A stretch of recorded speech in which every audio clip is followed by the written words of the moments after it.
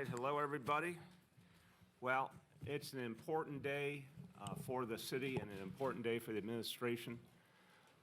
Want to announce some important personnel actions that will have an impact for years to come, and want you to know how proud I am at the outset of the team that we assembled from the beginning and the incredible work that they have done.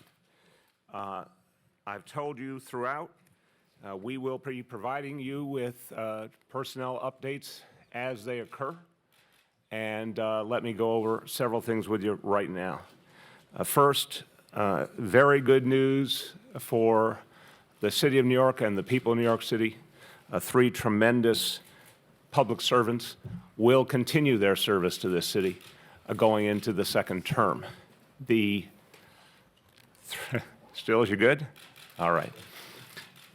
Three tremendous public servants will continue their work on behalf of the city going into the second term. Our police commissioner, Jimmy O'Neill, our fire commissioner, Dan Nigro, and our corporation counsel, Zach Carter.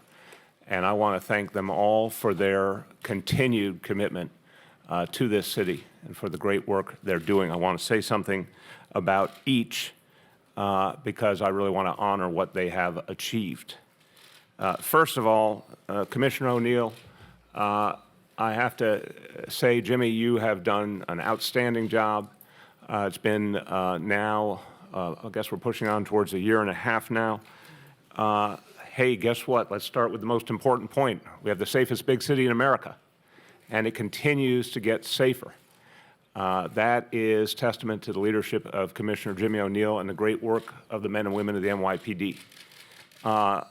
You will remember that Jimmy started on a very difficult day, the day of the bombing in Chelsea. He proved literally on day one that he was ready for the job, and he's continued to prove it every day since. His most foundational contribution was the work he did in building the neighborhood policing model under Commissioner Bratton. That model has flourished.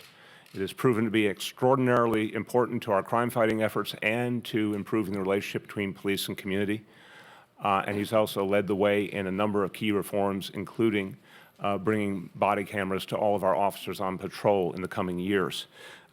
Extraordinary achievement, and I'm looking forward to a lot more from Commissioner Jimmy O'Neill. I also want to quote from the Associated Press today, looking at the crime statistics for this year, and we always remind everyone the statistics represent human beings and human lives. And the fact that we are on a pace to have a level of crime that we've not seen in this city in over half a century. But the quote that jumped out to me was amazing, and because it's Associated Press, it's being seen all over the country. It says, these numbers mean a person's odds of getting killed by homicide in tightly packed, diverse New York City this year were about the same as they were last year in Wyoming, Montana, and South Dakota. Extraordinary impact that your leadership has had, Jimmy, and extraordinary credit to the men and women under your command. Commissioner Dan Nigro has been a revelation from my point of view, a leader who has managed to continually make the FDNY stronger. He is universally respected, has governed over consistent progress in his agency. In 2016, the fewest fire deaths in New York City, also in over a century. An extraordinary achievement. We have this year one of the safest years on record, and we have a fire department that, after a lot of years of challenges, has made a huge step forward and increasingly has personnel that look like all of New York City. Diversity in the fire department has increased consistently, and the recent firefighter exam was taken by more than 46,000 people, 60% of whom were women and people of color. That's the most ever. Commissioner Nigro, just so appreciative of all you've achieved and the constant progress you've made in your agency, and so happy you'll be continuing in the role.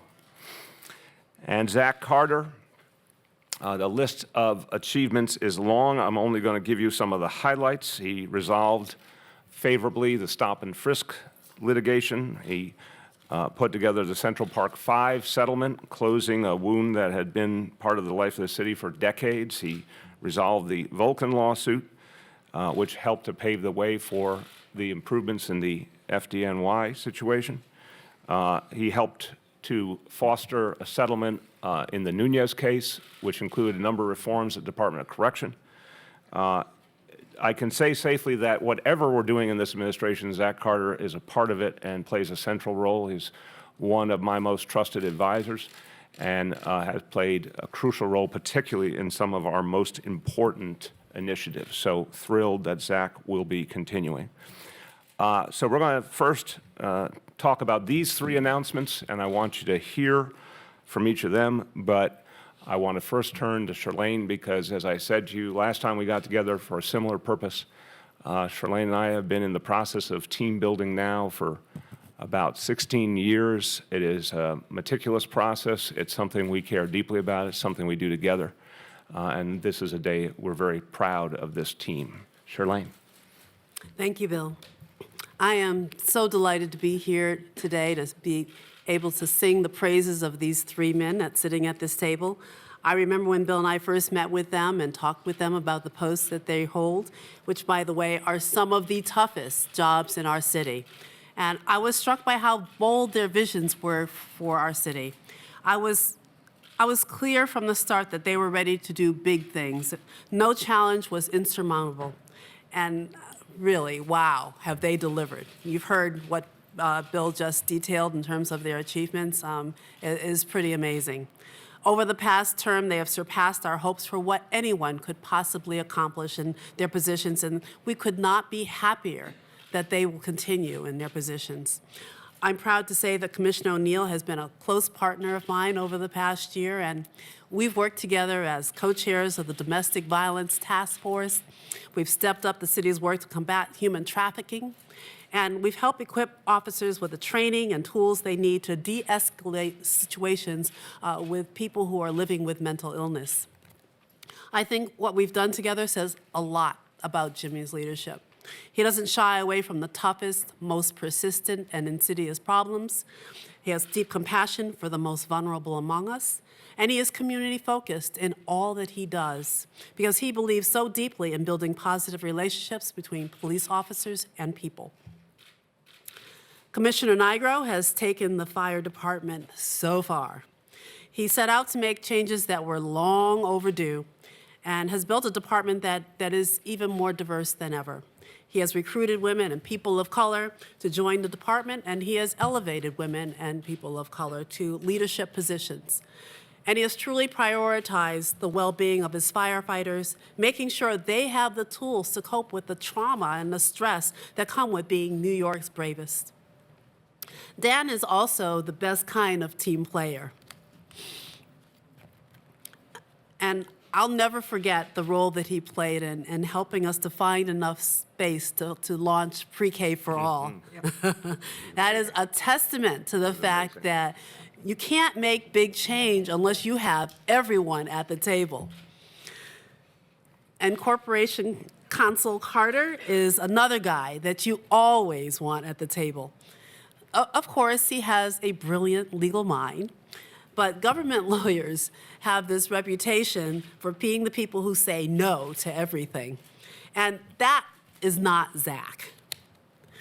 He believes so strongly in our vision of a city for all, and he tackles every challenge with incredible passion. Let me tell you, he's quiet, but when he's fired up, he is fired up. And while he's thoughtful and measured in the way he does business, that fire really runs through everything that he does. So we are so fortunate to have these accomplished leaders continue to serve into Bill's next term, and I'm happy to have this opportunity to publicly thank them for their service and leadership. Thank you, Chirlane. Now that we've showered them with praise, let's hear from them. First, Police Commissioner Jimmy O'Neill. I don't have anything left to say. Yes, I do. Thank you, Mr. Mayor. Thank you, Chirlane. Thank you for those words. I'm honored to continue serving as the police commissioner of truly the finest police department in the nation, if not the world. I've had the good fortune of doing this job now for 15 months, not a year and a half yet, but I've been a cop for almost 35 years. And I think I said this the day that they announced, Mr. Mayor, that you announced that I was going to be the police commissioner. Never in my wildest imagination did I think I would have this job, but I think the beauty of it is what I get to see every day. The hard work of the men and women in this police department, what they managed to accomplish, what we've managed to accomplish over the last year and a half, the last 4 years working for Commissioner Bratton. We've made some great strides. If you look at neighborhood policing, a lot of people were skeptical about that. They just thought it was a reincarnation of community policing, but it certainly isn't. We have built real relationships and continued to improve on them. Our police officers feel like they have ownership of their sectors now. These sector-level meetings are a great success. And if you look at crime, I mean, homicides, shootings, overall crime continue to go down. 2016 was a very good year for us, but here we are in the last days of 2017, and once again, homicide, shootings, and overall crime are down. I'm not going to give you numbers. I think most of you know the numbers. We are in a good place, and as the mayor said, we haven't seen the levels of crime this low since the 1950s. So it's an honor. It's truly an honor to be retained as the police commissioner. I love this job. I love what I do, and I look forward to spending the next 4 years leading this great police department. Thank you. Thank you very much. And now, Commissioner Dan Nigro. Well, thank you. First, I'll say 2014, I was extremely grateful that the mayor gave me the opportunity to lead the FDNY, to lead an agency that I've loved for more than 48 years now. I joined the department in 1969. I remain grateful today that I have the opportunity to continue to lead the bravest, and I say that they're not just called the bravest, they truly are. The men and women of the department are the bravest, and it's a privilege to be the fire commissioner of the city of New York. You've heard about some of the things that I think our team has accomplished. We've brought fire deaths to historic lows. Last year was the lowest in 100 years. Historic lows we're at. We've brought EMS response time down. We've made this city safer, better, and fairer. And I say that we are more diverse than ever before, but we're not where we should be. And the opportunity to stay on, to get us where we should be, is very important to me, that we continue down this road, and I'm very proud to be the leader of this department. And you've heard a little about teamwork. I think the mayor and Chirlane have a great team here, and I'm proud to be a part of it. I think in all my years in the department, the fire department and police department have never worked better together, and it's a tribute to Commissioner O'Neill and his team and my team working together to keep the city safe. I think the people of the city can be confident that we are doing everything possible together to make this city safe. So thank you. Thank you, Commissioner. And now the wise and measured Corporation Counsel, Zach Carter. I don't know where the quiet part came from. Never been quiet. Quiet storm. Quiet storm. Right. No, it has really been a privilege to serve as Corporation Counsel over these past 4 years. I mean, I have the good fortune to lead a group of really extraordinary lawyers who, with passion and intelligence, and most importantly, imagination, help to solve the city's legal problems, both defending the city in litigation and doing it brilliantly, trying more cases over the past few years than ever before, and maintaining a very strong record of success. But also when cases are brought against some of our agencies that actually signal problems that are in need of correction, they know when to take off their litigation hats and put on their problem-solving hats and help the city solve these problems. And I also have the good fortune of working with commissioners like Dan and Jimmy, who really embrace the fairness and equity agenda of this administration, so that when we're solving the problem of stop and frisk, we had a partner, a willing partner in the police department, because, first Jimmy's predecessor, but now Jimmy himself is someone who at his core believes that respectful policing is effective policing. And so that has resulted in a very different approach to policing that engages with communities in a very different way than it has been before. And in Dan, a partner who, when we resolved the Vulcan litigation, embraced the notion that diversity was something that had to be enhanced, and we couldn't wait for it to evolve. It had to be something that had to be done proactively. So he assembled a first-rate team of people to assist in that effort, and it's been a pleasure to be involved in that also. And I hesitate to say too many good things about the mayor. I don't want to sound like Mike Pence. Never let that happen, Right, Zach. I have too much personal pride. Oh, my God. But I will say though, in all kidding aside, that it is a really unique opportunity to assist the mayor in implementing a fairness and equity agenda that cuts through all the things that he has sought to accomplish. And it presents, frankly, a special challenge for the law department because some of the things that we're attempting to do are unprecedented. Sometimes the law department has to be the Ministry of Magic in coming up with some fairly exotic legal theories that support what we're trying to accomplish, whether it's increasing affordable housing in the most expensive housing market in the city, or providing education for a whole new generation of pre-kindergarten children. So that has been a pleasure to do that. And also, as I've thought about the signature achievements of the administration, they've both had the twin attributes of being both audacious and, at least with heroic effort, achievable. And when everything you do is audacious and achievable, you're always testing the limits of the possible, and that's exciting. So glad to be a part of it. Thank you so much, Zach. And I want to give a special congratulations to you and your team for the great victory in the Court of Appeals that now will allow the Water Board to move forward and provide rebates to 664,000 homeowners in this city that they are very happy to receive. And it's a matter of fairness, and the law department won that case with their typical professionalism. So thank you to you and your team. The last announcement, obviously, is a bittersweet one. It's not news you've seen in the last 24 hours. But I want to just speak from my heart here about Carmen Farina. I have so many stories I could tell, and so many warm moments, and so many special moments along the way, going back now 16, 17 years to when we first met, and the work we did locally in District 15 in Brooklyn. And from the very beginning, Carmen was someone that I realized was an extraordinary talent, but also extraordinarily wise. And I learned a lot from her from the very beginning. I sought her counsel in all the years in between. And then the day came when the people chose me as their mayor, and we had to decide on a schools chancellor, incredibly important, difficult role. And I reached out to Carmen Farina, and her first impulse was to offer me advice. And I tried to steer the conversation to the topic of Carmen Farina with no success initially. But the more we talked, the more I tried that subterfuge of describing the ideal candidate and then saying, oh, by the way, that describes you.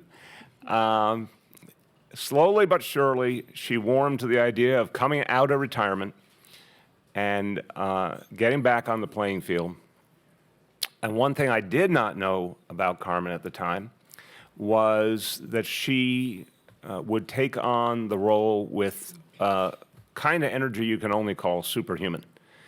When someone's coming out of retirement to take on one of the toughest jobs in the country, you wouldn't blame them if they just worked like anyone else. She proceeded to do something miraculous.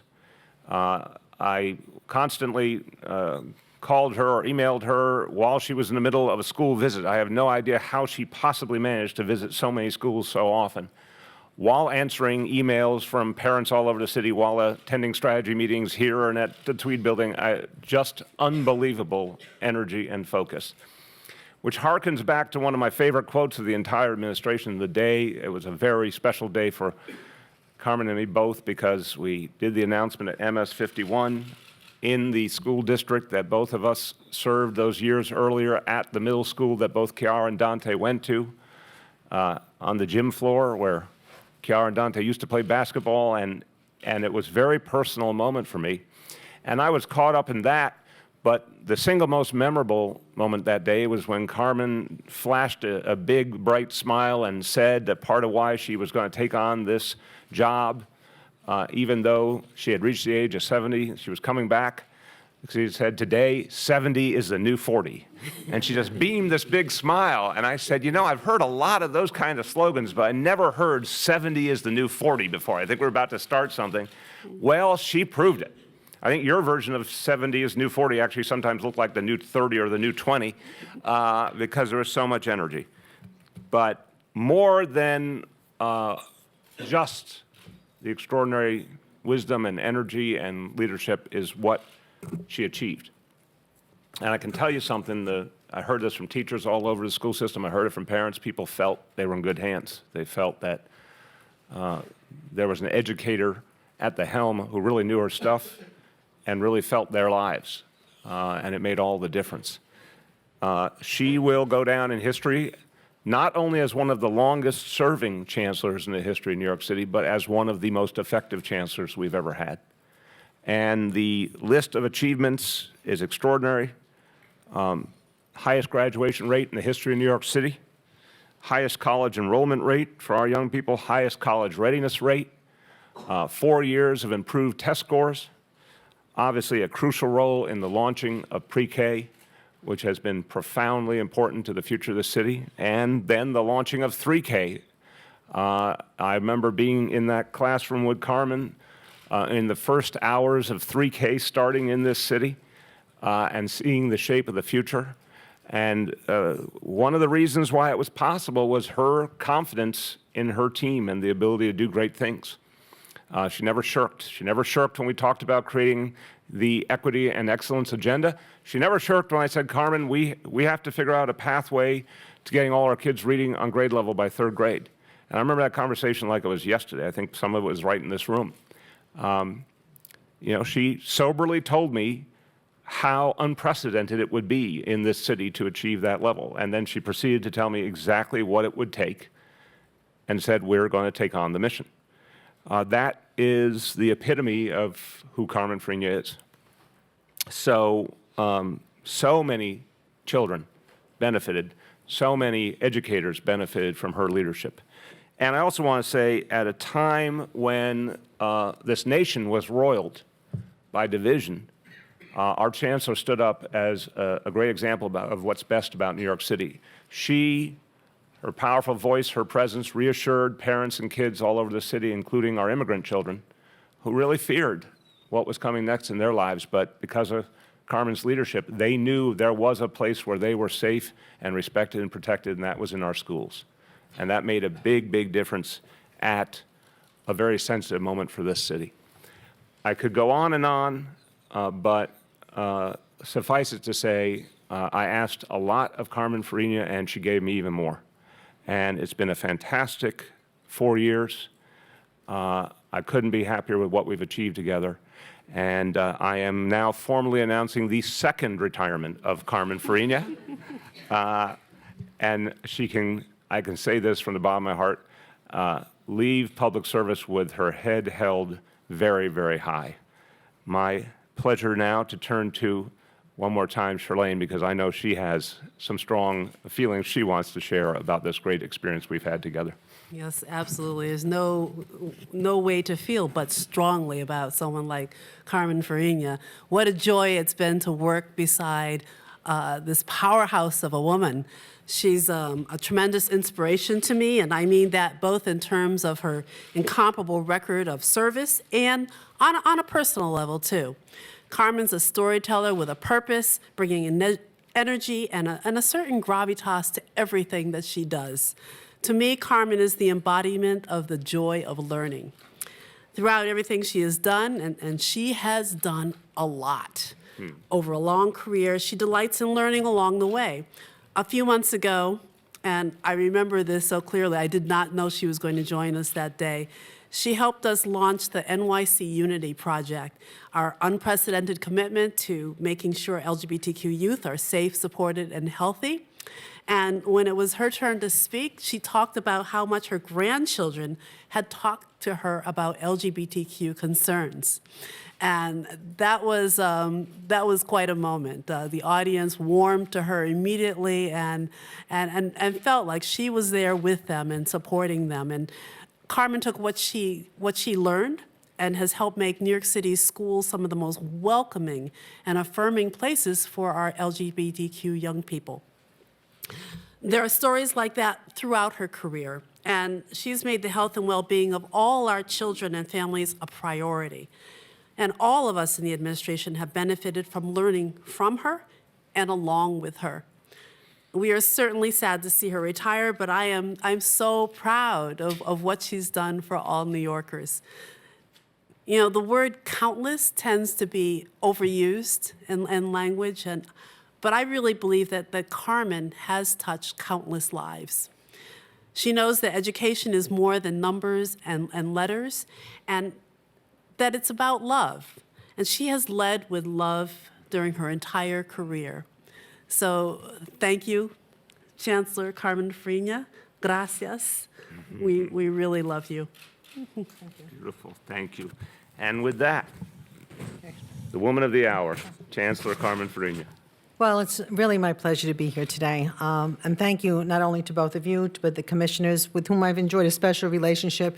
Zach, you and I had a particularly good one on issues that really matter to both of us. But I want to be clear that, to me, if I have a regret, it's that I said no so many times to the mayor when I should have started with yes right from the very beginning. Because there's nothing that is more satisfying than being able to be a public servant and really mean it, that you're a servant of the people.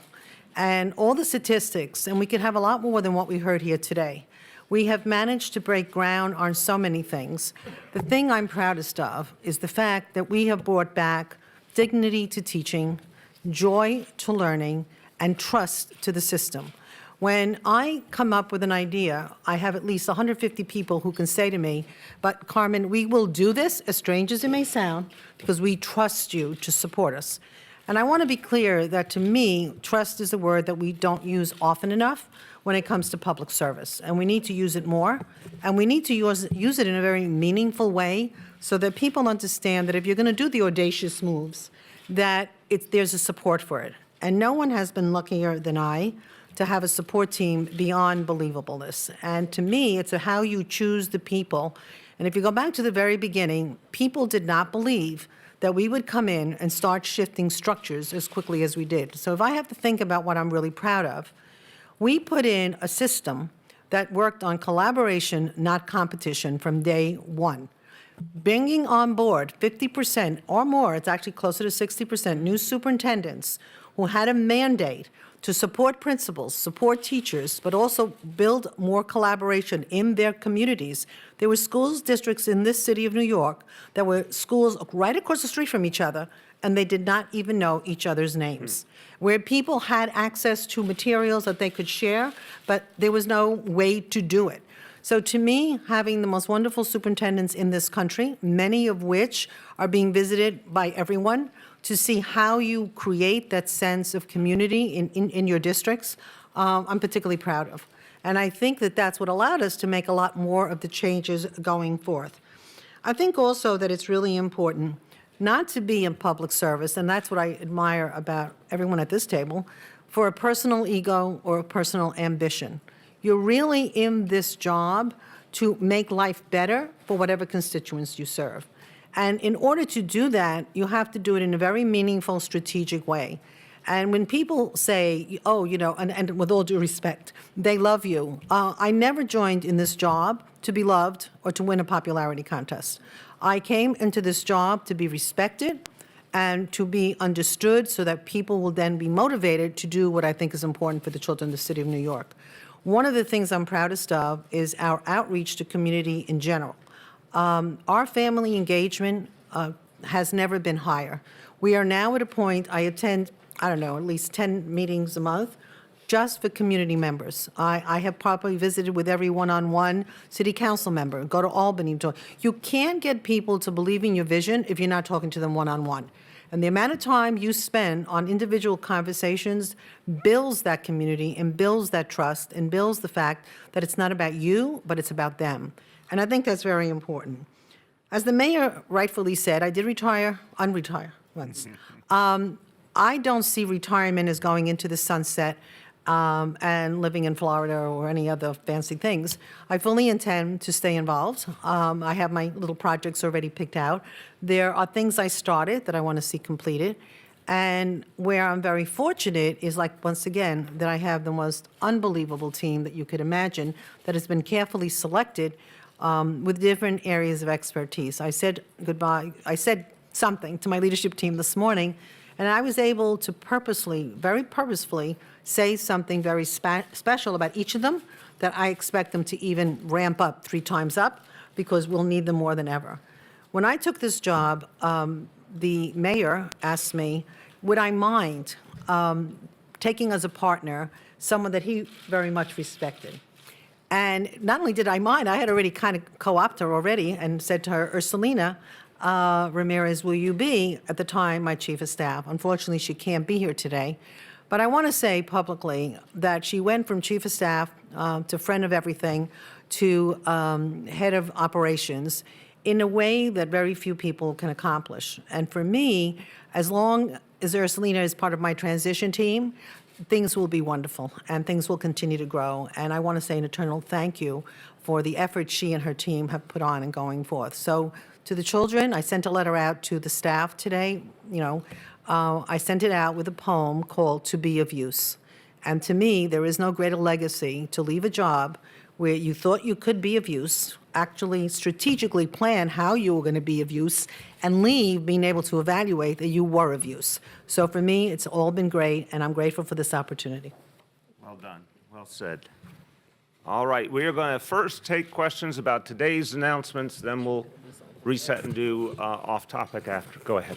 I have a question for the Chancellor and for the Mayor. So first, you have served at every level of this big, sort of crazy system. You maybe know it better than most people alive.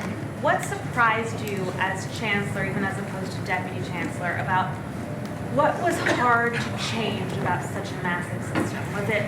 Was it turning around struggling schools, which is obviously such a massive challenge? I mean, where was it hardest, where were you surprised by where it was hard to actually move the needle in a system of 1 million kids? Liza, I wasn't surprised at what was hard, but why people hadn't figured it out before. To me, if you're going to run a system, any system, with mandates, which has generally been what's happened, people, even if they want to do what you want them to do, are going to resist you just because you told them to do it. I found that the amount of time that had to be spent on getting people on board before you made decisions was crucial. And I had people who said, why are you spending all your time on that? Just do it.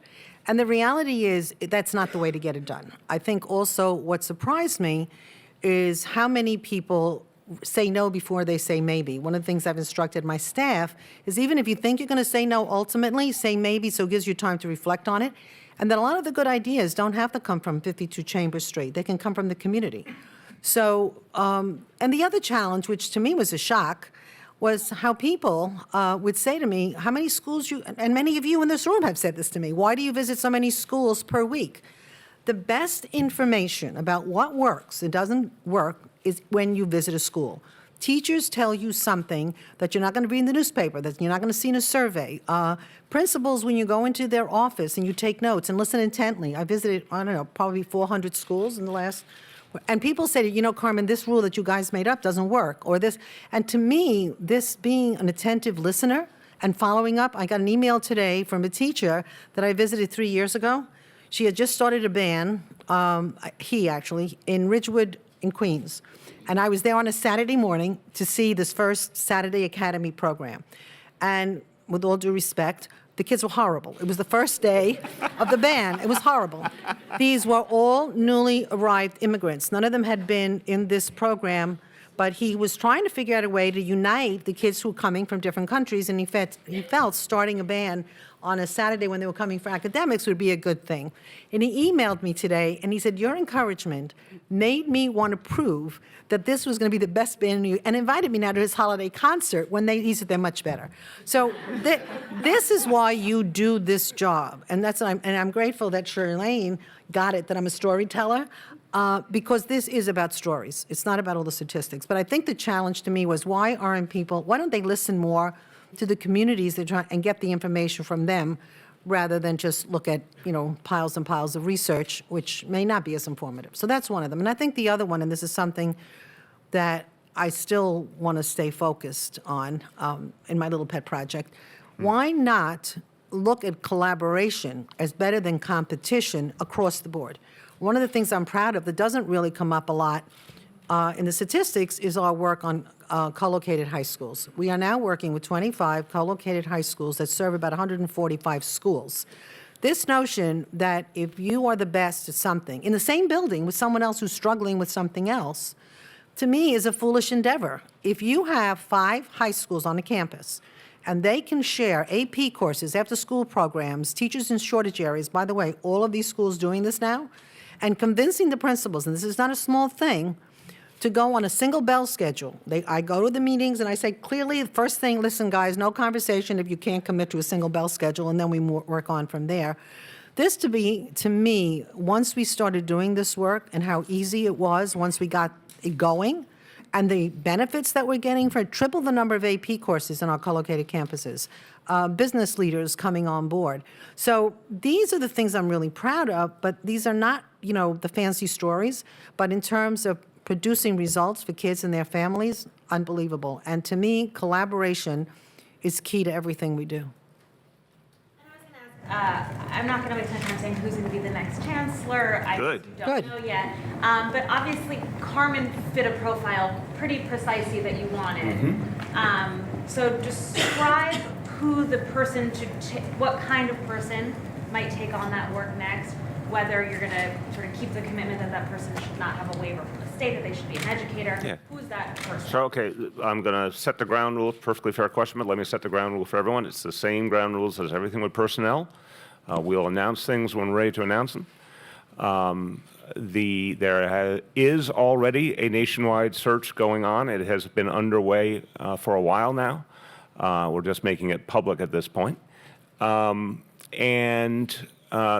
this is something, Carmen and I, this whole process from day one, we have a special bond. We've talked about timelines for quite a while. This is something we've understood together how we would do, when we would do it.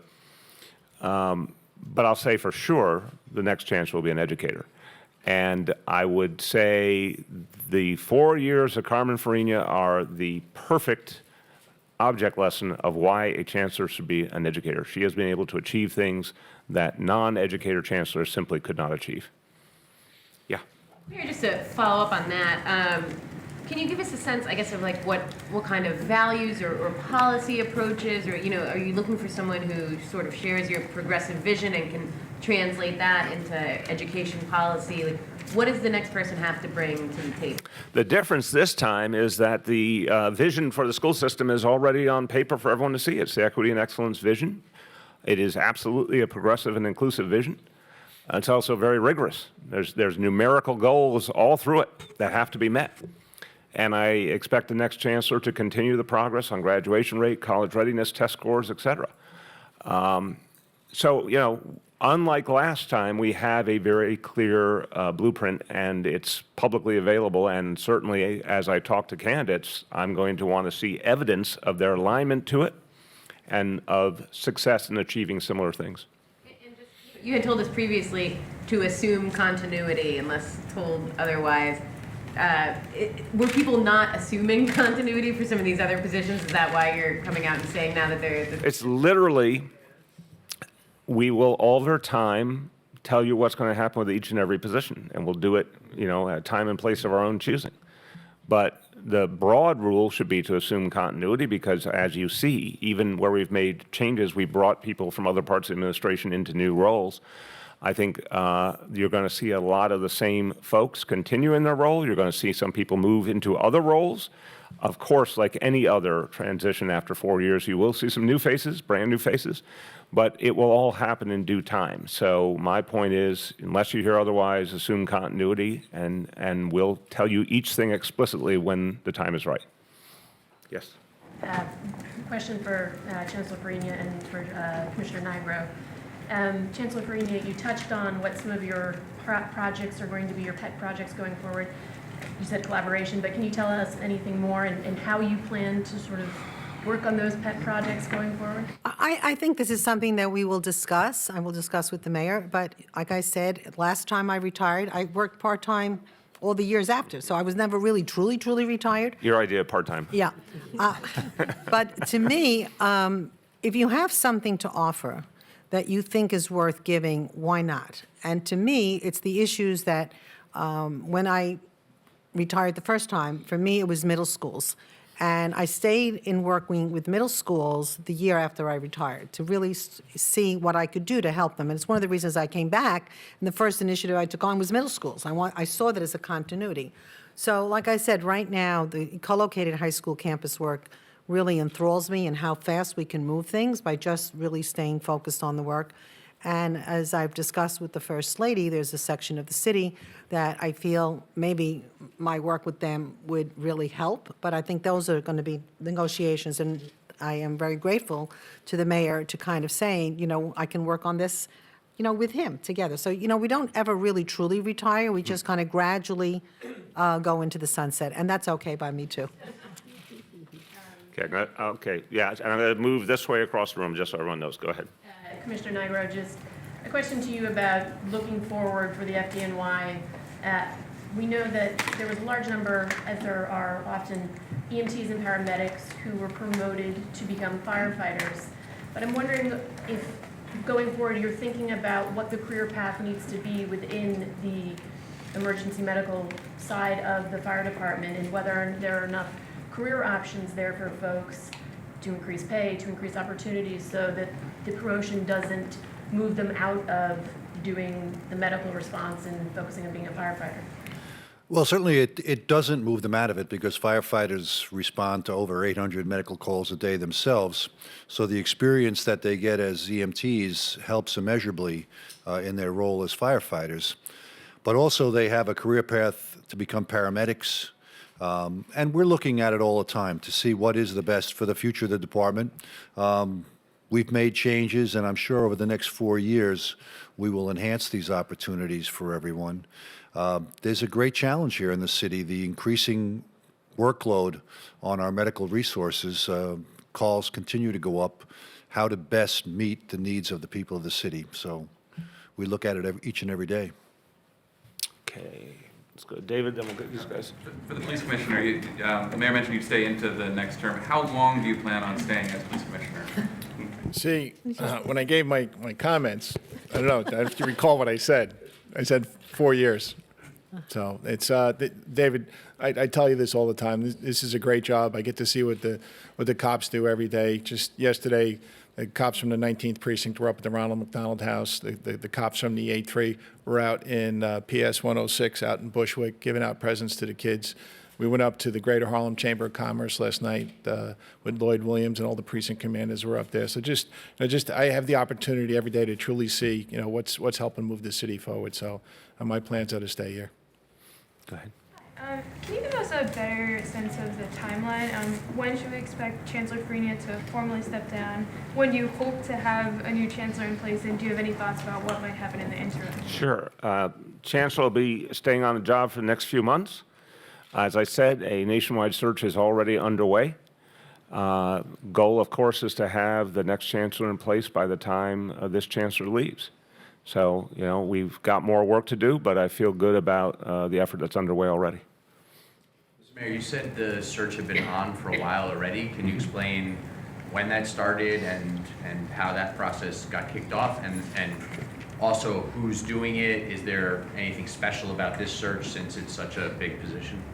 Again, our personnel process is something we hold close to the vest on purpose because it's personnel. It's not right to air publicly the discussions we're having with people, obviously many of whom have current jobs. It's a trusted group of folks inside this team. Have been, I would say the simple summation is we've been working on this for several months already. The Chancellor has been providing very helpful input and will continue to, and obviously is going to play a key role in the transition. And as she said, her version of helping with the transition, I suspect, will long continue after she hands in her official ID card, and we welcome that. But been underway for the last few months, and again, we'll have more to say as soon as it crystallizes. Explain just a little bit more about who's helping find candidates? No.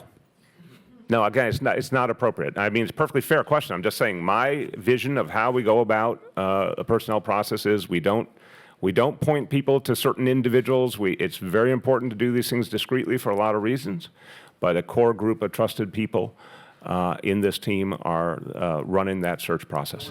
Outside the city? No, all inside our team. Okay, coming around. Yes. You spoke about how you're looking for someone to execute the equity and excellence vision and hit all of those metrics. Are you looking for any new ideas in the next 4 years? Look, I always welcome new ideas, but I'm really, first of all, I'm thrilled with what Carmen's achieved. And I want to just deepen what she's already started. And second, equity and excellence is a very aggressive vision. I mean, you are truly expert in the field, getting all kids reading on grade level by third grade. A massive, massive undertaking. It's unprecedented. It may be the single toughest goal of them all. So I'm very satisfied that we have the right blueprint. I would welcome additional good ideas, but am I looking for something we don't have? No, I think we have the right blueprint right now. Yeah.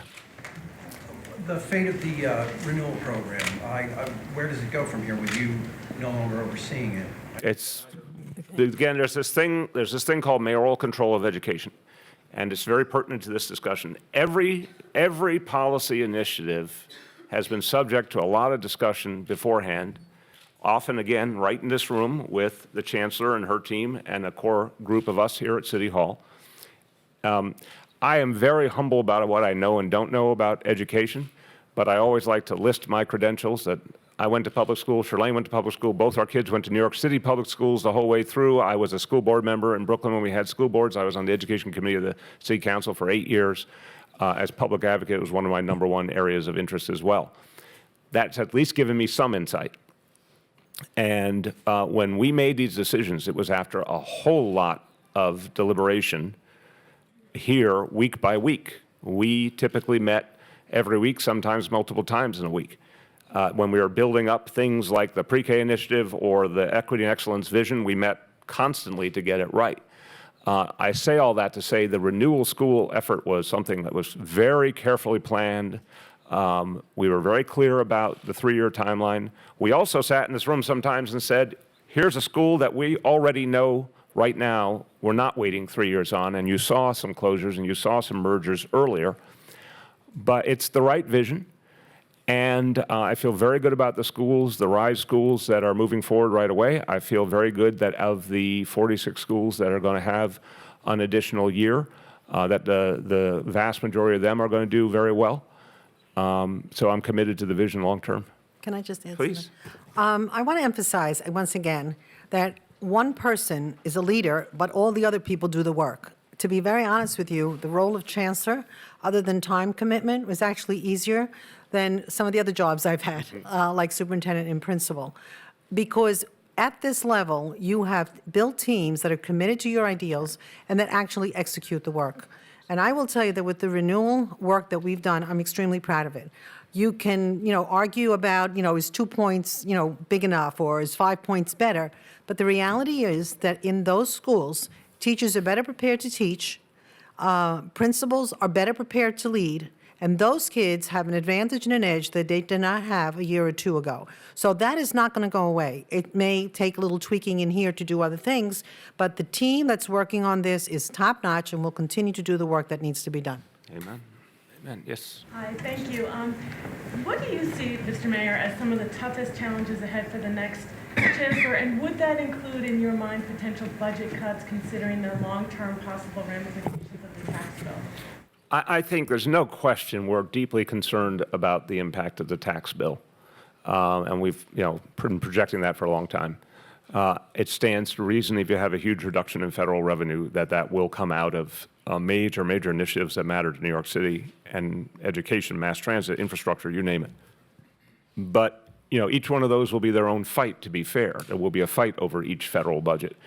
And some of that is not decided by 51 votes. Some of that is a 60-vote requirement, and there'll be times when we can work with Senator Schumer and Senator Gillibrand and our House delegation to fight back some of the worst cuts. So although we are bracing ourselves, nothing has been decided yet, and it's a fight that, I think we have a good chance of having a big impact on.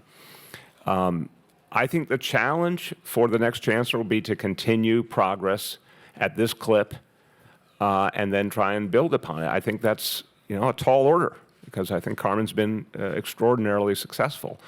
But it can be done, and we're going to find someone who can do it. And then if we do deal with budgetary challenges, we're going to have to make tough decisions.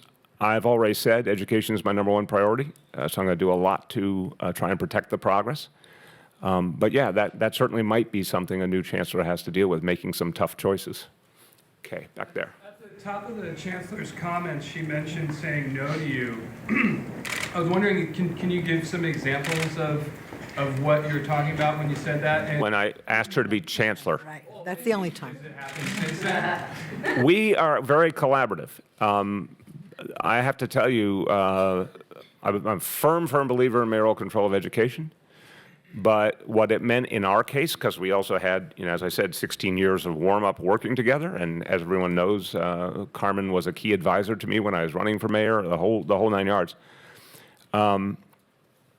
We reached consensus. I really can't remember a moment where we got to loggerheads. We reached consensus, and sometimes I would say, this really matters to me, how do we get it done? And sometimes she would say, you need to realize there's a challenge here or a problem that we have to address, and we'd work it through.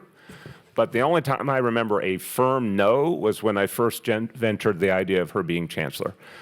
I have a habit in those situations of not taking no for an answer the first time and coming back. And I think my logic was overwhelming in the end, that she was the best person for the job. Way back. Mr. Mayor, you made a comment about Chancellor Farina complimenting her on visiting community school districts throughout the city, about 30 so far. She's almost up to you in town hall meetings. Yes, she's trying to beat me. I'm troubled. That being said, I'd like to ask the Chancellor and you if there's any plan to involve any of the community school councils in making recommendations for a selection as Chancellor. We want them involved in a lot of things, particularly the issues that affect their communities. And I think this chancellor's done a great job deepening the communication with the community education councils, and I have a special affection for them as a former community school board member. But the selection process is, personnel decisions are not made through crowdsourcing. We respect everyone's opinion, but the way to choose good personnel is to do it very discreetly, quietly seek input, and hold the process close. Look around you. I mean, Chirlane and I, again, we pride ourselves on our batting average. Look at the people around you. Look at the success they've achieved. Every single one of them went through the same process. When we announced Commissioner O'Neill, it was a very discreet process, as you'll remember, that got us to the right person. So we're going to continue that. Okay, yes. Canciller, en español, ¿cuál fue su mayor logro en este tiempo que estuvo como canciller? ¿Perdona? En este tiempo que estuvo, en estos 4 años. La cosa que tengo más orgullo, creo más que nada, es que las maestras en la ciudad de Nueva York saben que estoy aquí para soportarlas y que hicimos cosas para traer de vuelta a las escuelas la dignidad de la profesión. Para mí no tengo más orgullo de ser maestra. Aún en esta posición me considero maestra primero. Y poder decir a las maestras de la ciudad lo que estáis haciendo en la clase, en el salón, es el mejor trabajo que puedes tener y la mejor oportunidad para ayudar a los estudiantes que en muchos casos vienen a las escuelas para ver oportunidades para el futuro. So the question he asked about the greatest joy, and to me, I think one of the greatest joys in this job is to be able to talk directly to teachers. I still think of myself first and foremost as a teacher and convince them that the work in the classroom is the most important thing they do, because public education is where we level the playing field. We have in a city like New York immigrants who come in, and if this is not the place where they succeed, they will not succeed in life. So that is one of my greatest joys. Yeah. In retaining the services of Commissioner O'Neill, has anything changed in terms of his compensation, retirement benefits, other benefits, or the other circumstances? You mean the $1 million signing bonus? Sorry, Jimmy, just joking. No. Sadly, I know. Yeah. Everything is the same. Yes. Chancellor Farina, en español. Me gustaría saber cuál sería el consejo. Sabe que todos queremos saber quién podría hacer su trabajo también como usted, pero ¿cuál sería el consejo que le daría a esa persona que venga a hacer su trabajo para que pueda tener tanto éxito como usted? El consejo más importante es que escuchen más que hablen. Escuchar a la gente que va a tener que hacer el trabajo o que va a tener el efecto del trabajo es muy importante. Y muchas veces la gente que está en cargo de cosas habla mucho y escucha poco. So, el mejor consejo es escuchar a la gente, tener entrevistas con personas individualmente antes de hacer muchas decisiones. She asked what is the advice I would give to anyone coming onto this job, and it is to listen more, talk less, and get a really good advice from the people that you're going to work with, the teachers. You know, one of the things I'm also proud of is that, you know, we have worked with our unions, not always agreeing, but understanding that there are major factors in decision-making, and certainly working with teachers. So listening to everybody and hearing from their point of view, I mean, I've been meeting with parents one-on-one, so when you make a decision, it's an informed decision. Okay, yes. Wait, did you go before? I did. Okay, let's get someone who hasn't gone yet first. Yeah, please, Commissioner O'Neill, since the Right to Know Act is already was passed, and the city, the threat the city facing is real. So will you change part of the strategy of enforcement, and what's your plan? Enforcement as to what? Right to Know Act passed to limit the stop and frisk enforcement. So will you adjust your strategy of enforcement? Let me just start before passing to the Commissioner. I want to just affirm, Right to Know Act does not change the way we police. It stipulates very specific items in how we treat identification and search. It does not change our overall policing strategy one bit, but take it away, Commissioner. So you just have to take a look at the history of stop and question. In 2011, I think there were about 600,000 stops. In 16, there were about 13,000. This year, I think we're slated for a little over 10,000. But it's an important tool that we use. It's a constitutionally tested tool that the New York City police officers continue to use, but obviously in a very different way. You know, we're looking to keep people safe and get guns off the street, and that's how we use it. Okay, way back. Question for the First Lady. Earlier this fall, mental health advocates took the steps of City Hall and criticized the way the NYPD handled folks who have mental illness. First, what advice would you give to the police commissioner in his next 4 years for handling folks who are in distress? And second, how would you rate the way the NYPD has changed, if it has changed? I think the NYPD is doing a fantastic job with working with folks who have mental illness. Most people don't realize how many calls a day they receive, more than 200 most days, regarding what they call as emotionally disturbed persons. And we've trained more than 5,000, I'm going to guess roughly 5,000 officers in crisis intervention training, and plan to do much more, which I think has helped tremendously in the way they are able to help people get to the services that they need. Do you want to add to that? Yeah, I never tried to correct the First Lady, but except we're up to 7,000. So. All right. It's a good correct. Even better. It's a good correct. We'll you. take it. Thank you. If I could Follow up, what's changed since Miss Danner was killed?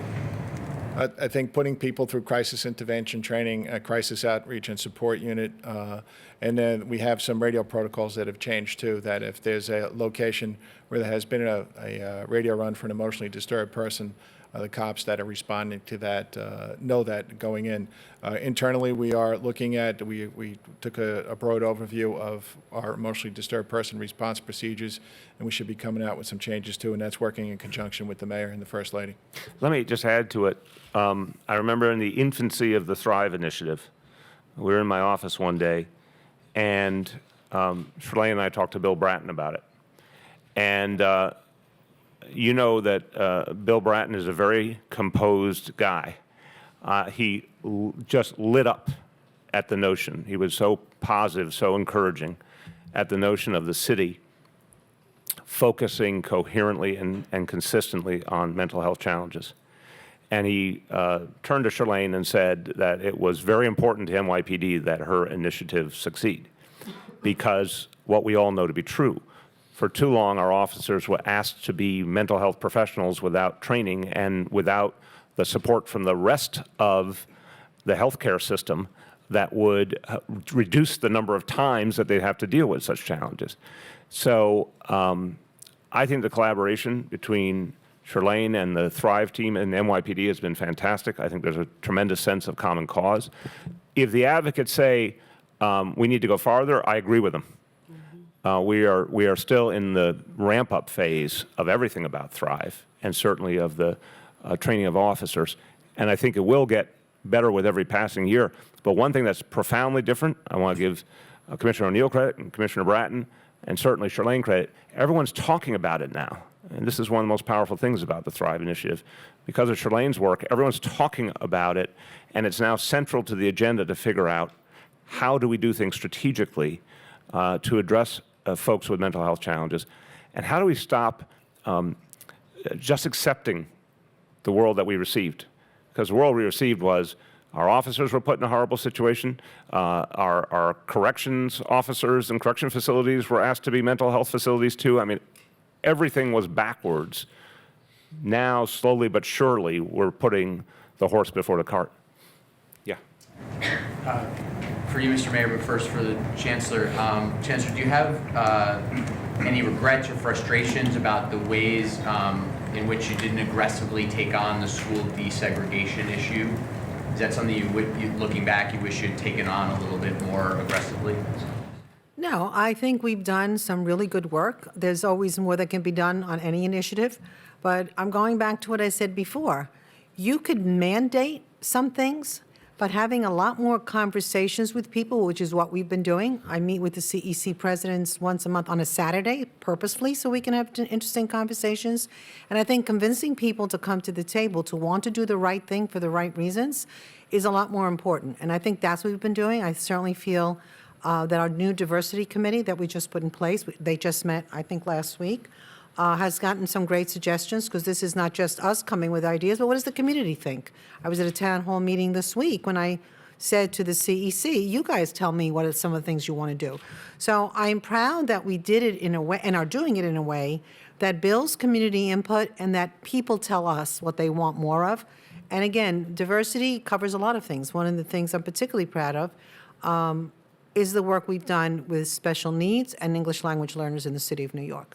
And having been one of those two myself, this is something that was ignored for too long, and diversity also means does every school take their fair share or provide services for these kids. So you can always do things better. I agree with the mayor that in our equity and excellence, the next chancellor should be thinking about going deeper and deeper, but I think we're on the right path. Let's do a few more. Oh, you follow? Go ahead, yeah. I was going to ask you to go back to this question about involving CECs in the process. In 2012, you said we need a more democratic, small d democratic version of mayoral control, and we need a chancellor who's presented to the public, not just forced down our throat. So how does your process, keeping it close to the vest, as you said, translate to that? That was a clear reference to several things that were going on at the time, including non-educator chancellors. I mean, the epitome of that was the very sad episode around Kathy Black and choosing her as chancellor. And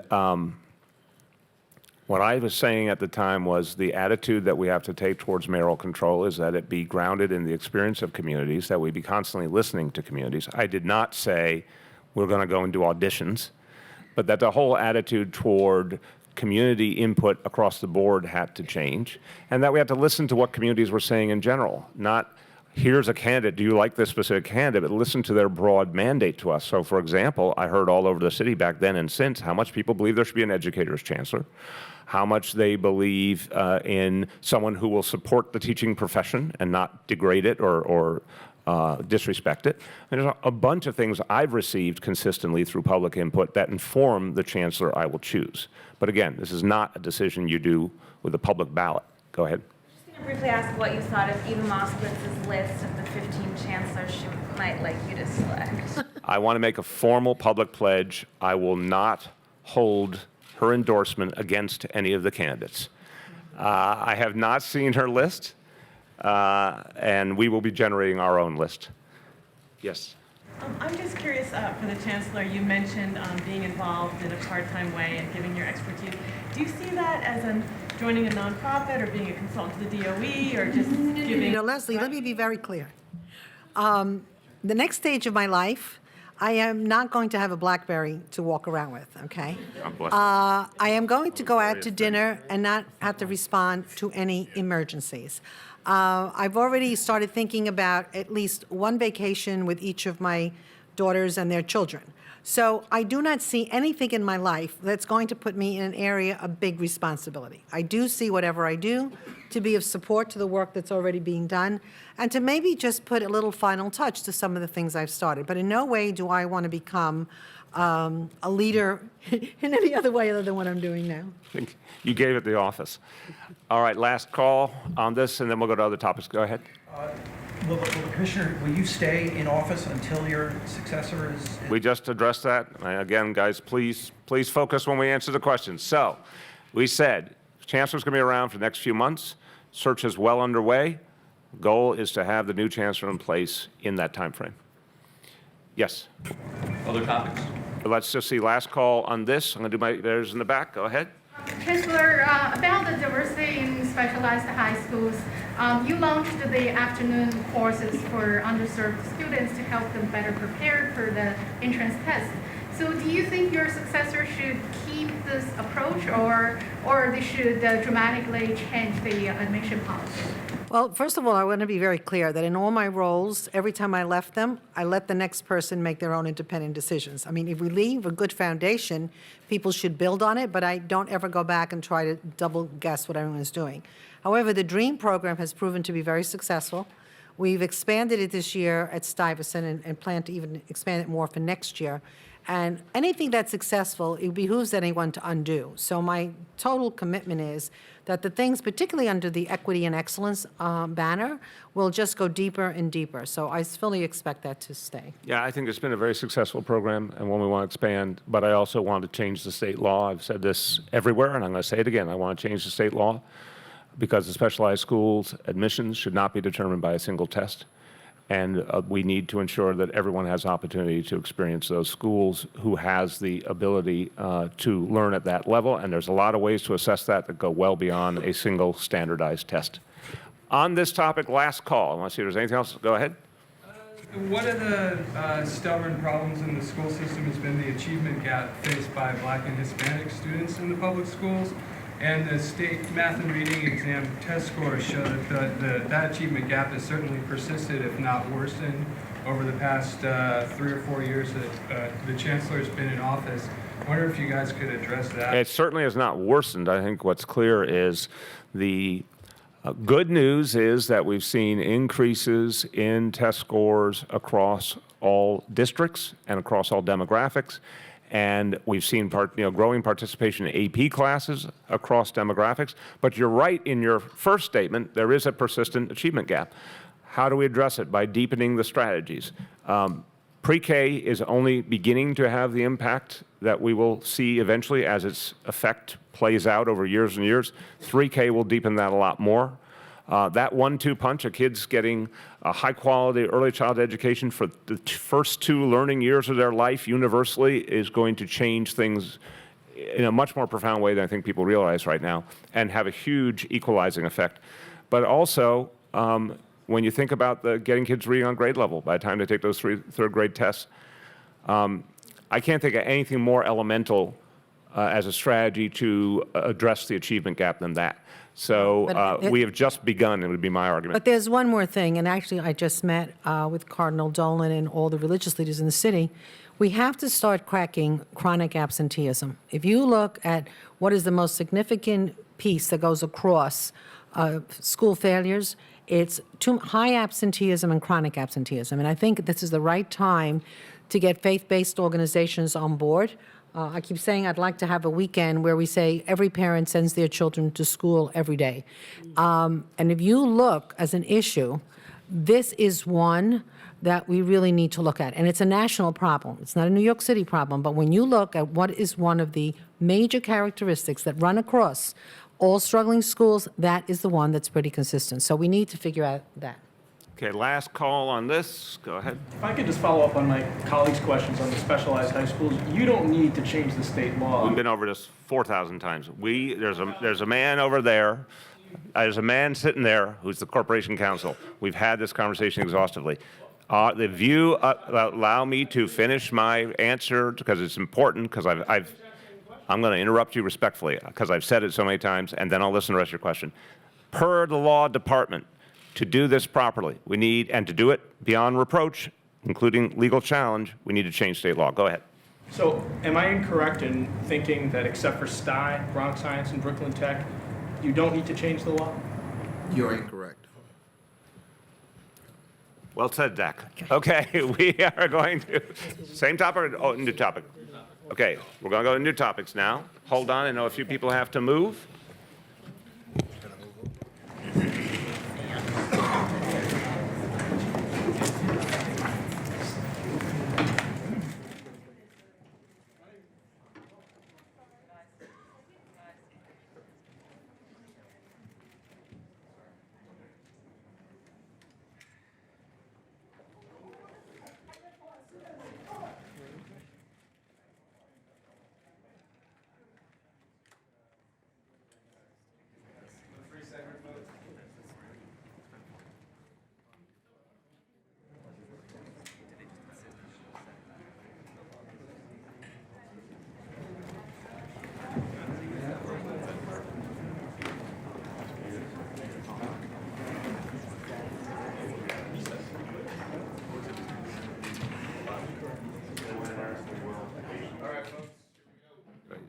Just want to make sure there's not too much noise in the back. Do they need another minute, or are they good?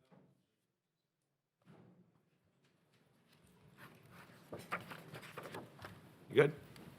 Okay, we are good. And wait, where's our, someone has his hand up in the back, and now he's gone. So we're going to you while we figure that out. Go ahead.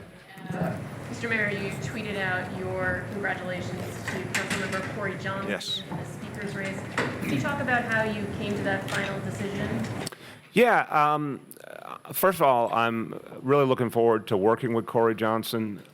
He has run an excellent race for Speaker. I think a lot of times when you watch someone in a political campaign, you learn a lot about who they are and how they're going to handle things. I think he really ran a great campaign. From the beginning of this process, we thought about how to approach this year, which was really quite different than 4 years ago on a lot of levels. And we put a high premium on trying to get to as much unity in the end as possible in terms of the council members, in terms of the labor community, in terms of the county Democratic organizations, trying to get to a place that we thought really maximized unity and the ability to move forward together. I came to the conclusion in the last few days that Corey Johnson was the right candidate to achieve that. I'm happy to support him. And I think it's been a good process. It's been markedly different than 4 years ago, more candidates, and a longer play out in many ways. And for me personally, different because Melissa Mark Viverito was someone I knew very humanly. I had a deep relationship with before the Speaker race. She was one of the only elected officials that supported me for mayor. We had served together, and it was a really different reality than I experienced with this field. But this was 8 good people. And because there was 8 candidates, I think it elongated the race in some ways. But I'm confident that we're going to do very well with Corey Johnson as Speaker. When you talk about unity being one of the priorities, why was that, and what do you think of the role that the county leaders played this time, a more prominent role? Look, we all have been talking for months. I mean, just to summarize so you get a sense of it, I had numerous sit-down meetings with Joe Crowley and Marcos Crespo, with labor leaders, with all 8 speaker candidates, and obviously spoke to a number of members along the way. And my team basically was in daily communication with the speaker candidates and with most council members. So this was a day-by-day conversation over months and months. And we understand at the end of the last process there was, some discomfort, and we didn't want to repeat that. The goal at the end of the process, I mean, look, overwhelmingly we're all Democrats, and overwhelmingly we agree on most issues. And the last process produced the right speaker, I don't have any doubt, and I think Melissa Mark Viverito did a fantastic job, and I'm absolutely thrilled with everything that happened last time in that process and where it led us. But I wish that there was more unity at the end of the process 4 years ago, and we said at the beginning this time we wanted to see that happen, and we thought it could happen, and it really revolved around constant dialogue. And I think the proof's in the pudding. I think we end this process in a better situation in terms of everyone feeling included and feeling like they can work together. We end in a better place than we did last time, and that's progress to me. Yeah. Mayor, if you could just, I know you said you hope to play a role at the end, towards the end of the process. I'm just sort of curious, like what kind of role you might have played in the last few days as this was finalized. And you're speaking a lot about the process, which of course is different this time than it was 4 years ago. But I'm curious what you would say to people who still feel like the process is sort of hopelessly insidery, but not just among the people who are in the council. I mean, so much of this comes down to county rather No, I appreciate. a vote of the 51 people who. I want to contest that. I was a council member. I ran for Speaker of the Council. I voted for people in another election for Speaker. Each group of members is different. Each election is different. I mean, this is why I've come to, I may have a minor expertise in this, having been through so many of them. Each group of members makes a decision. And if members say, hey, I want to coalesce with my county organization, that's a choice. And every year some do, and some don't, or some are in a place where they have a different relationship with their county organization. That's literally a year-by-year dynamic. And everything begins and ends with the members. And that played out here too, because, again, we were in daily dialogue with the members between me and my team, and we saw the development of the race, and we saw growing comfort with Corey very organically. To me, everyone has to work together when the smoke clears. So obviously, labor unions, Democratic Party organizations, we're all going to be working with each other on a whole host of issues. So the ideal is to come to a decision that we feel good about. And I feel good about this. I weighed in at the point that I thought made sense to help bring this together and get us to a positive conclusion. I came to that conclusion over the last few days and had the conversations with people. And I think this is going to be the best thing for the city. Yeah.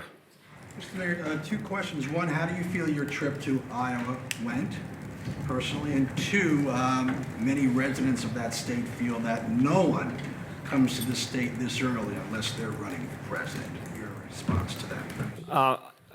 I've written down in black and white my sense of mission at this moment in history. I think this is one of the most searing, fraught moments in history in terms of anything I've experienced in 56 years.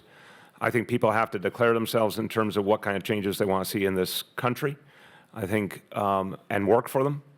I was at a gathering, after I spoke at Progress, Iowa. Another gathering was put together by the Polk County Democratic Committee. Polk County is where Des Moines is. And it was a really inspiring group, overwhelmingly of younger folks. And they wanted to talk about the ways to change the Democratic Party and include more people and be more effective. And it was really a moving dialogue. One of the young folks said to me that he had not been overly involved before the 2016 election. And he said the most simple thing in the world. He said, I watched what happened that night, and I realized that staying on the sidelines was no longer an option. And it was like a definitional that he had to get involved more deeply. I feel the same way. I need to be involved in any way I can that'll be productive to help make the Democratic Party more progressive and more effective, to help move a progressive agenda around this country. And I'm going to be doing that for a long, long time. But the way, and I said this to some of your colleagues, the only way it works is if people believe you can help and want you there. You don't go any place where you're not welcome. So I was invited by Progress Iowa, who I had a longstanding relationship with, and they wanted support for what they were doing. I think their model is a really powerful one of grassroots organizing around Iowa. And I was thrilled to speak to them. I think it was a great experience. And I'm going to stay at it. And to me, bluntly, I don't care if the way I do things is different than other people do things. It's a different model. I have believed in an organizing model for a long, long time. And I also think everything that I'm doing will ultimately benefit the people in New York City. Because, for example, if we could have a Democratic House of Representatives again, it would block so many of the negative things that now are being planned by the Trump administration that will hurt New York. If we had a Democratic House of Representatives, there would not have been this tax bill, for example.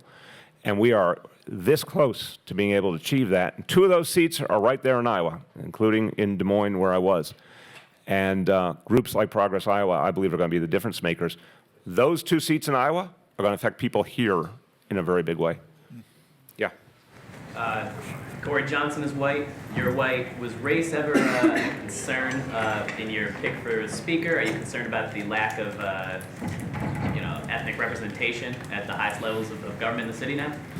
Look, this is going to be ongoing work to constantly increase diversity in government at all levels. I'm very proud of what we've done in the administration, what we did in the first 4 years, but the leadership team we announced recently points to the fact that that work always continues and deepens. I think it's going to deepen naturally in the next council elections in 2021, where the vast majority of the body is going to be up for, those seats are going to be up. I think it's ongoing work. But at the same time, in any given moment when you're looking at a group of candidates, there's a lot of attributes, including who can work best with everyone in a very diverse body in a very diverse city. And I came to the conclusion that Corey Johnson was the person who could do that best. So I think it's one thing to think about how you make a choice when you have a group of candidates, and there were 8 good candidates here representing a wide diversity of backgrounds and parts of the city. But that work of ensuring, a more perfect union, if you will, a more representative government, that's going to continue. Way back, way, way back. Thanks, Mayor. Governor Cuomo had an event, I believe at the RFK Bridge the other day, to talk about security in the current environment with a couple of terror attacks in the city in the last 6-8 weeks. What is your take on his continued increase of the NYSP footprint in New York? And are you concerned or are you satisfied that there's appropriate coordination between the state and the city law enforcement agencies? The notion that the state police have an important role to play here in the city and around the state is obvious. I want there to always be coordination. I think sometimes there's been more, sometimes there's been less. I think the right way to do this is always to begin with a call to our police commissioner to coordinate and make sense of the right way to divide labor. Because we do need to divide labor. There's a lot to cover and different jurisdictions. I think it's happened sometimes very well and other times not as well as it should, and I think it's something that we need to continue to do. I've had this conversation with the governor. We had a very collegial conversation about it. And it's just something that has to be done every day. But the notion that the state police has an important role to play in certain elements of life in New York City, sure, that makes sense to me. Let's coordinate, let's divide labor, let's make sure we're using our personnel to the maximum. And I think we can get a lot done that way, and that's always what we're trying to achieve. Yes, David. A few quick questions. You mentioned before, if I heard you correctly, that you have something written in black marker that's sort of your mantra, if you will. What is that exactly? I'm not sure what you are referring to specifically. Like at this time of searing importance that you had written down in black marker, something like that. Did I miss? Yeah, the essay I put out. Yeah. Moving right on. I was looking to Eric Phillips for interpretation. Thank you, Eric. There was something written on your ceiling or something like that. So, Wait, hold on. Make sure America gets more progressive. Here it is. No, okay, go ahead. was Corey Johnson your first choice, and were you bothered that the news came out while you were on the plane coming back from Iowa? I will say, first of all, there was a process with 8 candidates. I met with all of them, got to know them all, because honestly, I only knew all of them through a series of dealings in each case, but never deeply personally. I hadn't served with any of them, you know, shoulder to shoulder. And I, over those many conversations, came to feel that Corey was the person who could do the job best. And it was an evolving process. But I think he proved through the way he handled his campaign, and certainly in the conversations, that he was the person who could do the job best. On the question, no, I think I'll try and say this sort of clearly. I'm not sure what we have failed to explain to you guys. I'm going to try my best. So every day, from the beginning of the day to the end of the day, 7 days a week, whether I am here, whether I'm somewhere else in New York State, whether I'm somewhere else in the country, somewhere else in the world, it's all the same thing. There's a constant dialogue going on between me and my team on every strategic matter we're facing. It's impossible to run something of this size and complexity otherwise. And every CEO, public and private, it's the same exact reality. You're constantly engaged in discussion. The speaker race discussions have been going on for months in truly earnest fashion, but even going back a year or two in some ways. We had that conversation over the weekend. We were having it throughout the week. It didn't matter where I was, we were having it. And again, I came to the conclusion the last few days about the right way to move forward.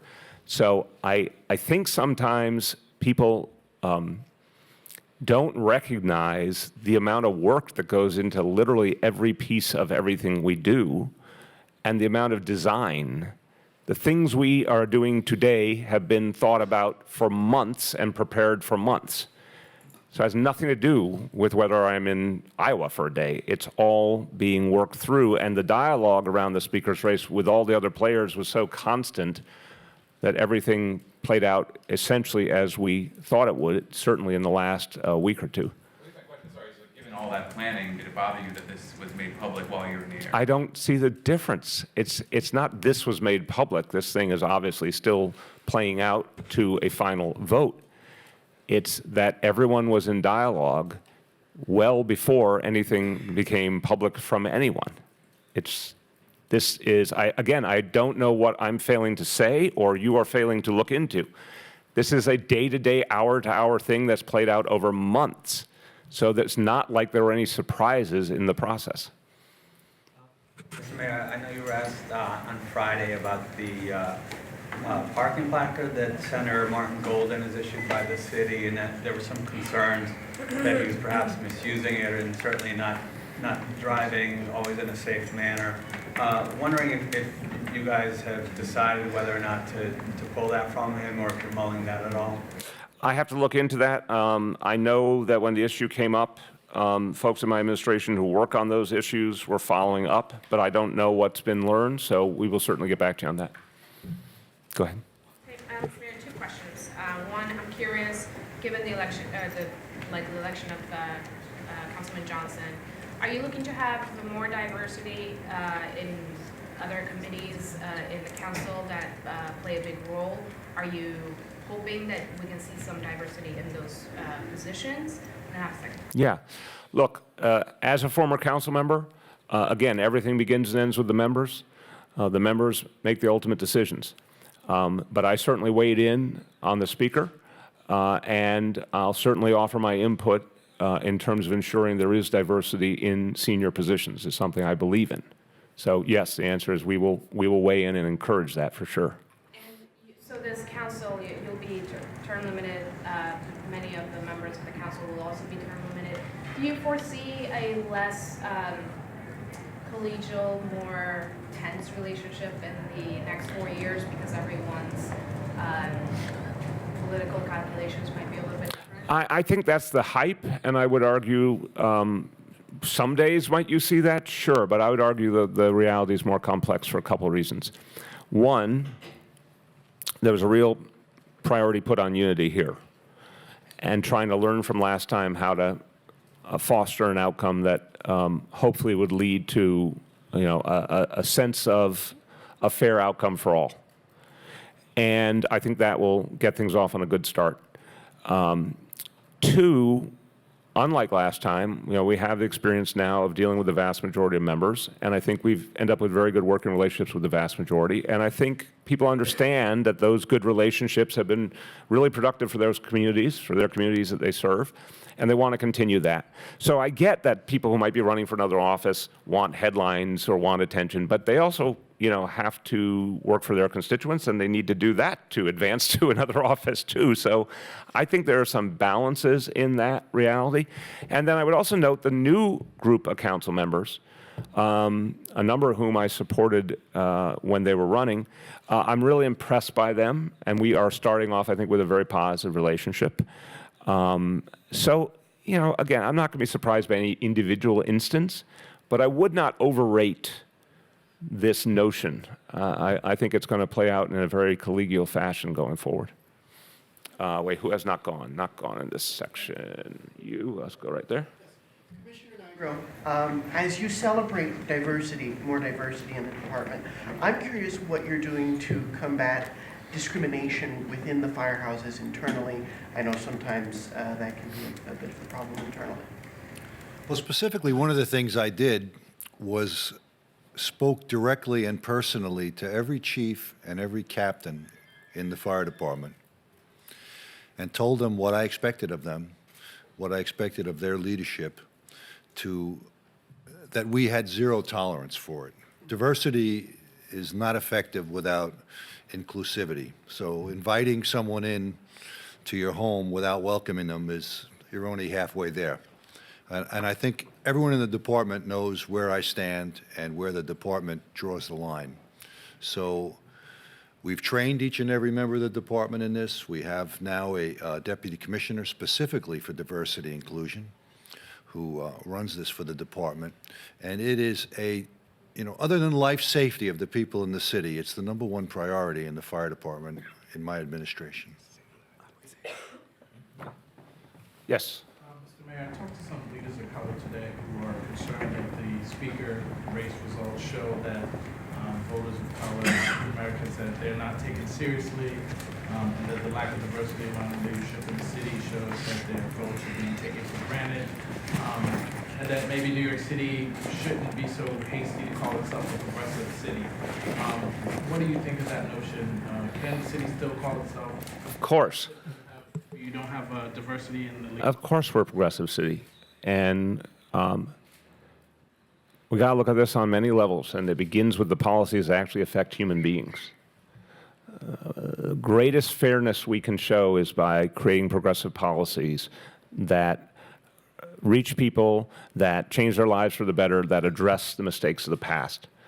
And whether that is ending the overuse of stop and frisk or training our police force in de-escalation or body cameras for our officers, or whether it's aggressive affordable housing initiatives or pre-K for all and 3K for all. And these are all, I am 100% clear, these are profoundly progressive policies that also do a lot to achieve equality and right the wrongs of the past. The process of determining leadership, look around the city. It's constantly evolving. You see in different roles around the city, change happening all the time. Tish James got elected public advocate. Ruben Diaz in the Bronx as borough president. Eric Adams in Brooklyn as borough president. Not unimportantly at all, very crucial. Carl Hastie is Speaker of the State Assembly. I hope soon that Andrea Stewart-Cousins will be the majority leader of the Senate. I think there's a lot that's in motion. So I don't think you can ever judge by a single election. And I also think, as a progressive and an internationalist, I believe that what unites us all is the need for economic change that is fair to working people of all backgrounds. And I believe my administration has done that, regardless of my particular ethnic background. So we had 8 candidates. They were good candidates. It was a very open process. By the way, very good process in terms of debates and open discussion of the issues. I think that was a good thing for New York City. And there'll be another one in 4 years. And I think you'll see continued opportunity for leaders of color to move forward. Yes. What conversations did you have with Frank Sedio, the head of the Brooklyn Democratic Party? I mean, I know the two of you worked together Sure. last time to help Melissa Mark-Viverito win, but clearly he wasn't involved this time. He was involved. Everyone was involved. I mean, that's the point. Brooklyn, obviously, is my home. I think very, very highly of Chair Sedio. I was in regular touch with him, as was my team. Just like we were in regular touch with other county Democratic organizations and with a host of labor leaders, and most importantly, with the members themselves. So we talked about how we saw things evolving, and we talked about the importance of having Brooklyn members represented in key positions, and that's all going to play out over time. Yes, did you have your hand? The last question, is that right? Well, I might get generous. Go ahead. Is there any significance to the fact that it seems you're not wearing a watch and you're always on time at your events? I like that. So I use my BlackBerry as my watch. I used to wear a watch. I kind of miss the watch, but my team has done a great job of helping to create more rational schedules, and I have learned how to be realistic about time, and things are going well, and the BlackBerry serves me well. Since I was drinking heavily with Yoav in a bar in Des Moines, it's proving that unity could happen in our country. People could be brought together. I'm going to turn to Yoav now. I wanted to ask. Hard drinking, Yoav, yes. It was just me. I wanted to ask you about when exactly you came around on Corey Johnson, because there is whether it was already clear that the outcome at that point, because there are some people saying that he was not your candidate and that essentially you had to accept the outcome as it was. Look, again, guys, look at the difference between last time and this time. It's really important to pay attention to this. The last time, I had a strong feeling for Melissa Mark-Viverito, but said to her very clearly, first, I like you, I believe in you, but I need to see if you can generate real support. She proceeded to generate an extraordinary amount of support. I joined her effort to help build upon it, which was consistent with kind of the pattern of the previous speakers' races, too. This one evolved very differently. And I said to you guys a bunch of times, we would weigh in when we felt it was the right time to weigh in, but this was a slower, different kind of play out, I think in part because of having 8 candidates, which really there's not precedent for 8 candidates hanging in this long in a process previously that I've seen at least. And I spent a lot of time with folks, getting to know them, and watching the evolution of the race and talking to council members, et cetera, and all the other players. And I was very clear, when I felt ready to say something publicly is when I was convinced. And you never saw me say anything publicly until now, because we became convinced in the last few days, talked to everyone, agreed that this was the right direction. Here we are. Did you dispute the notion that you were excluded from the decision? I just described the whole, I don't know what I have to do here to get this across. Maybe if you drank more, this would become clear to you. This was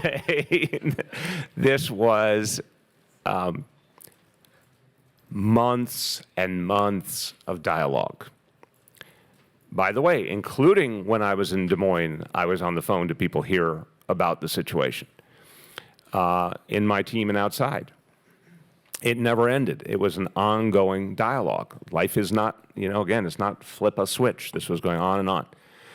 So a number of people expressed their preferences along the way. People also evolved some of their thinking as they saw events unfold and as they saw campaigns unfold, like with every other campaign in the world. And it was days ago that I increasingly felt that Corey had put together the right combination of support and an approach that made sense. He had had the right kind of dialogue with us and with other folks, and everyone was comparing notes. So this was a process that ultimately worked, and I think he'll be a good speaker. The last two. One, I don't think you've said yet what about Corey Johnson, why he... I think I said it at the very beginning, but I'll restate it. When someone runs a really good campaign, it tells you something about them. I challenged him and all the candidates throughout. What's your vision? I said, what's your vision for the city? How are you going to work with me and my team? And what kind of support you had? I literally met with all 8 of them. I said the same exact thing to all 8. And then there were follow-up discussions. And then I said to all 8 to their faces, whatever you tell me about your support levels, we're going to go to the members and confirm from the members, which we proceed to do on basically a daily basis. And Corey laid out a strong progressive vision for the city. He argued persuasively that based on the real experiences that we've had with him on land use issues in his district, on his work as health committee chair, that we could be good partners, communicative partners, that we could seek consensus. And effectively achieve consensus on a regular basis. And he said, look, I've got a lot of support. But he was always great about saying, I'm not going to overstate my support. And he was very accurate, which was encouraging to us. You know, someone who is an honest broker, that's what you want in that kind of role. So, what you see is what you get. He was accurate about his support levels. That support started to grow. And he ran a great campaign. And when you see someone run a great campaign and they're very well organized and they give you consistent information, that certainly is a recommender of how they will serve in a higher office. Just real quick, you said you look forward to when Andrew Stewart Cousins is majority leader. Do you want to see Marty Golden? You know, it's sort of this interesting thing in city and state politics that there's a Republican state senator in Brooklyn who seems to never be targeted by Democrats in New York City. Do you want to see Marty Golden defeated next year? I want to separate the personal from the political here. There are three Republican members, and I've worked with all of them for a long time, and there's many times when they've worked with us productively and effectively. And I can see that fact and say that while they're there, they play an important role for New York City and respect them and like them humanly. But I'm still a Democrat. If I had my druthers, every seat in the state Senate would be Democratic. It's as simple as that. Okay, last call. The union. Okay, is this like word association? What is this? Again, my question. The unions played, you talk about the different dynamics this time around with the speaker's race. The unions played a major role last time around as well. There was a lot of unity among them. That didn't seem to be the case this time around. Do you have anything to say about that? And there were some members who voiced concern about HTC's involvement with Corey Johnson's campaign. Are you concerned that there's a less unity among the city's neighbors? I think that the unity dynamic is a composite, meaning in the end, folks had to decide, could they work with each candidate? And what happened over time is, some unions had a preference, but that didn't mean they couldn't still work with someone. Other unions did not state a preference. It did play out over a long period of time, but in the end, because we were in touch with everyone, there was a growing consensus that people felt they could work with him. We certainly felt we could work with him, and that he had run the best campaign and put together the most support. And I got to tell you, anyone who is in political life values that. So there were certainly some differences at the outset, but I think in the final days of this process that people are ready to work together in a way that was unfortunately not as clear at the end of the previous process. Again, notwithstanding which, Melissa Mark Viverito was an extraordinarily successful speaker and couldn't be prouder of what she achieved and couldn't be prouder of having been her colleague. But I think this process ends in a better place when all is said and done. Thank you, everyone.